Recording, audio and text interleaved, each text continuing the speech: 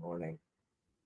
I'm Reverend Ray Ellis, Senior Minister and Spiritual Leader at Columbia Center for Spiritual Living in Columbia, Maryland. Excuse me. Today is January 12th. Welcome to Just for Today. On Sundays, it's at 6 a.m. Time of eclectic readings from daily reading materials, contemplation, discussion, meditation. So if you're joining, you are welcome to participate in the chat. This morning's reading is coming from this little book called The Promise of a New Day, a book of daily meditations from Hazelton Meditation Series. Here's what it offers us. January 12th. Freedom means choosing your burden. It's a quote by Hephzibah Menuhin. I apologize, I'm sure I just slaughtered that. Here's what the reading offers us. Every one of us is haunted by fears of some measure. That we learn through pain and grow beyond our fears, we can only appreciate in retrospect. During the moment of painful confrontation or the spell of overwhelming anxiety, we learn only that we're feeling no joy, no peace, and probably no security.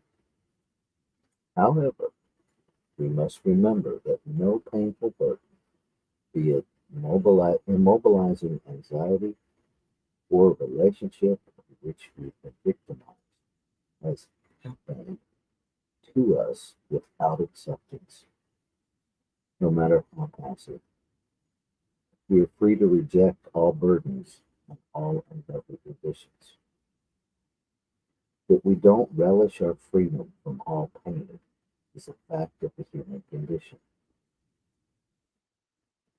Looking anew at the struggles that confront us, and accepting the responsibility for them doesn't lessen them, perhaps, but it does restore our personal power. We are not powerless, worthless individuals at the mercy of our friends and co-workers. We are in partnership all the way, and at any moment, we each have the power to rewrite the terms of the contract. I'm free today to be who I want to be, to grow or not to grow, to feel joy or pain.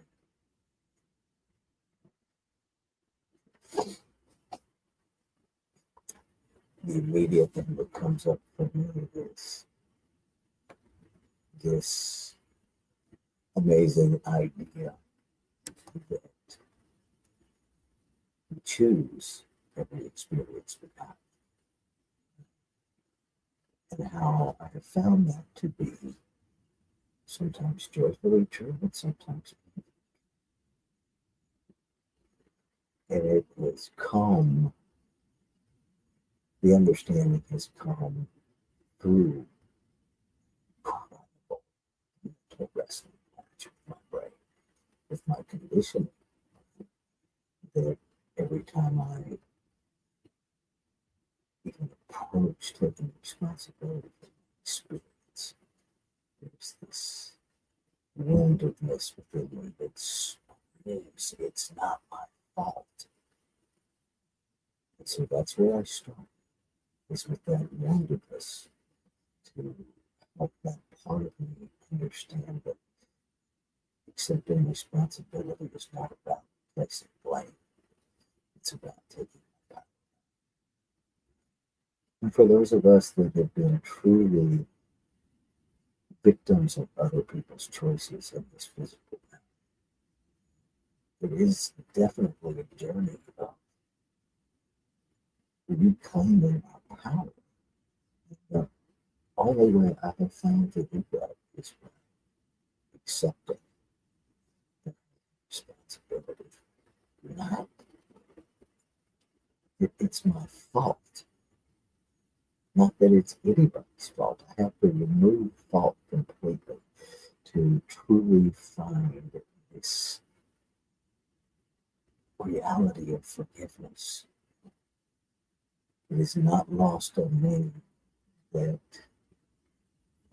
prayer says, forgive us our trespasses as we forgive those who trespass against us. And so, forgiveness of myself is predicated on forgiveness of you, forgiveness of other people. But just like life gives first, to be forgiven, I forgive first. And so if I want freedom, first I have to free the other person that I'm blaming for my situation. Not saying it's not a little bit complicated. We'd never say that it doesn't bring up internal arguments with our brain, because it does. We've got deep conditioning with punishment paradigm that somebody has to be right, somebody has to be wrong, somebody has to be blamed. Stuff. Perhaps we actually be free from that. So that's what comes up for me this morning's reading. Anything come up for you that you want to share before we go into our time of meditation?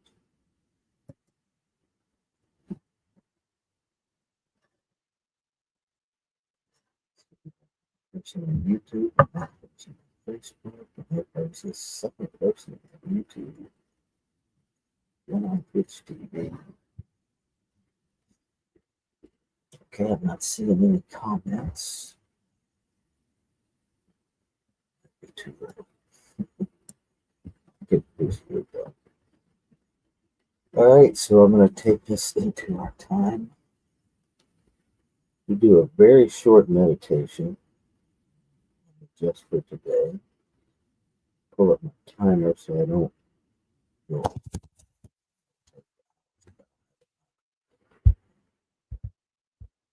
We're going to do a short 5-minute meditation. Spiritual treatment, also known as affirmative prayer. If something comes to you during the meditation time,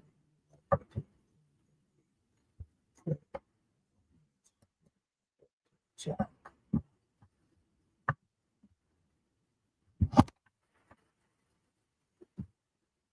Huh.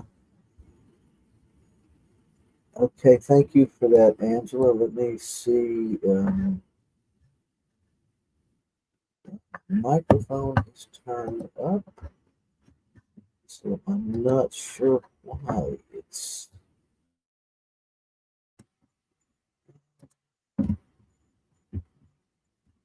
Double check a few things.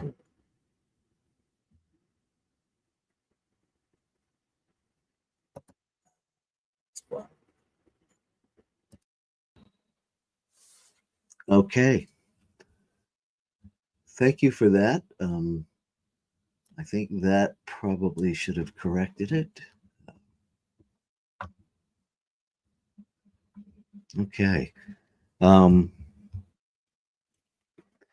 given that I had the wrong microphone selected, let me, I won't be able to reshare everything because I don't even remember what I shared. And I am on a tight clock this morning because this morning is a work day. So let me move on with our meditation. Yeah, technology's a thing.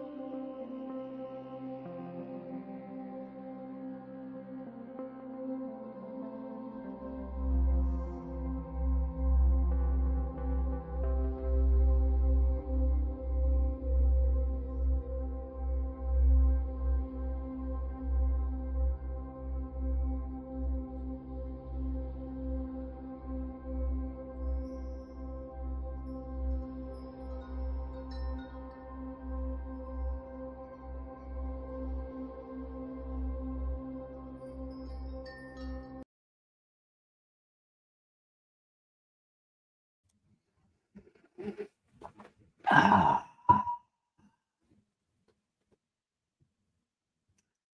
As I bring my attention to this moment in the physical realm, I recognize that this physical realm is an expression of the divine realm.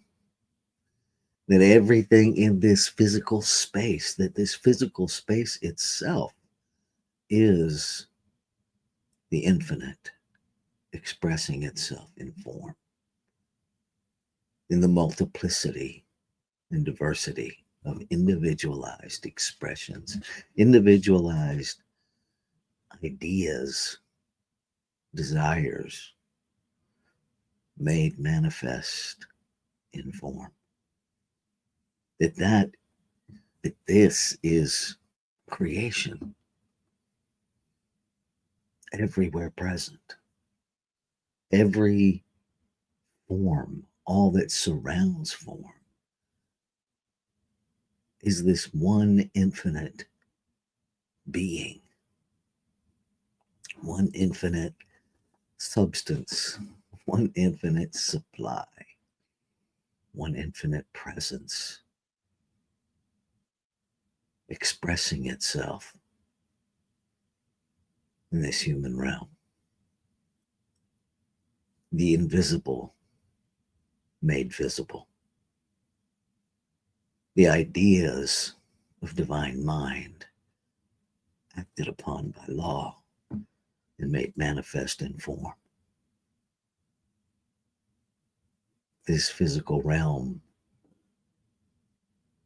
simultaneously the manifestation of and activity of the creative process of creation itself.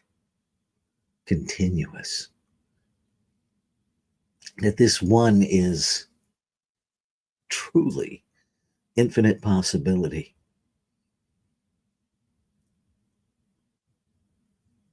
That it is nameless, changeless, limitless.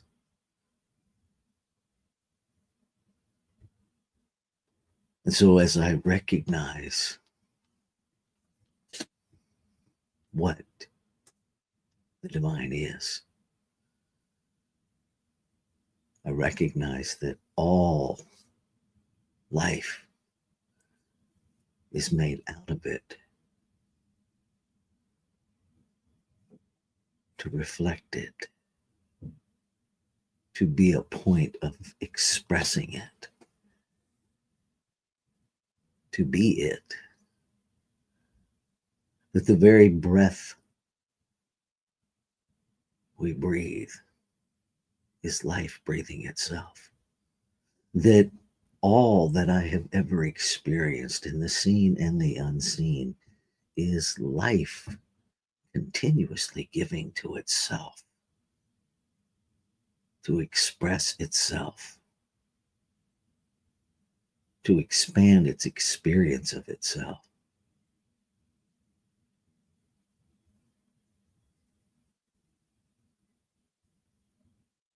That what is true of one is true of all, that no one expression is separate or intended to have power over, that no one expression of life is intended to be in subjugation to another.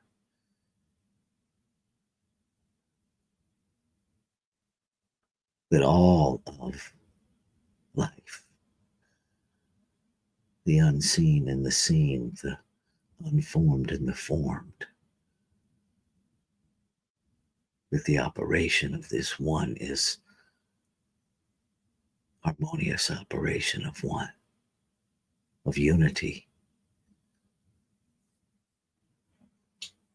And so I speak my word that this, that an awareness of this unity, that an experience of the birthright of all life is being awakened in every expression of it. That everything that clouds the perspective, is being brought into contemplation, into awareness, to be reconciled, to be redeemed, to be cashed in.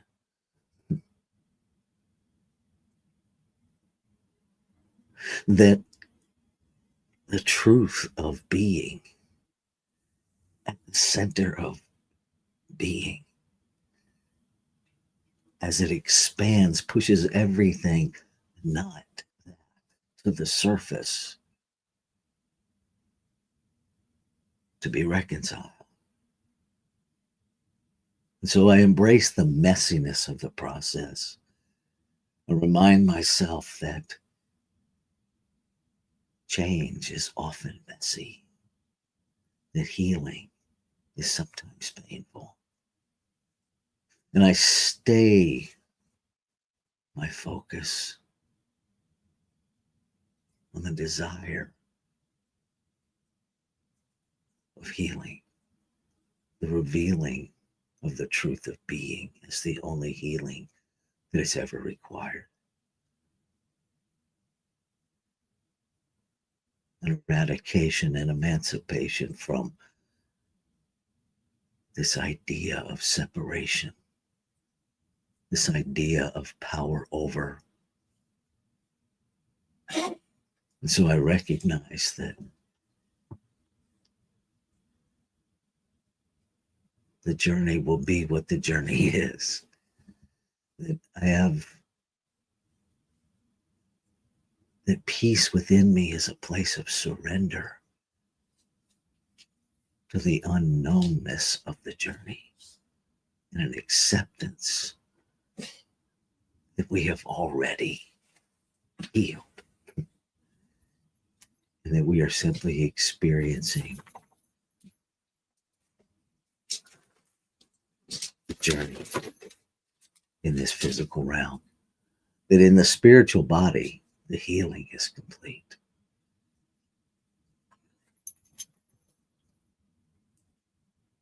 We give thanks for the operation of the law of cause and effect that has already made it so, that made it so instantly, that makes it so every time I speak it, every time anyone speaks it, it makes it so.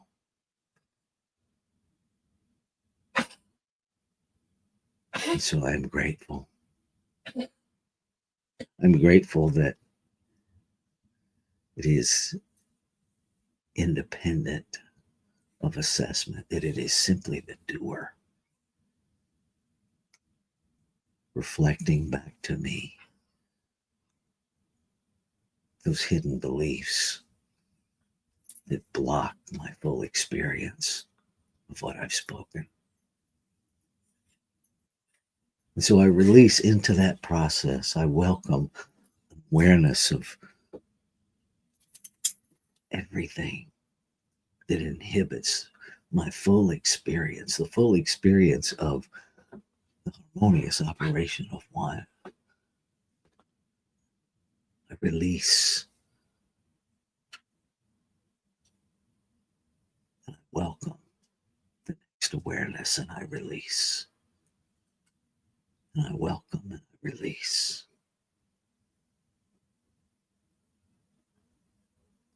Grateful for the excavation process. Grateful to know what is at the center of my being and to hold that desire to experience it. Simply say yes to life, just as life says yes to me. Ashe. Shalom. Aho. Amen. Amen. And so it is. Namaste.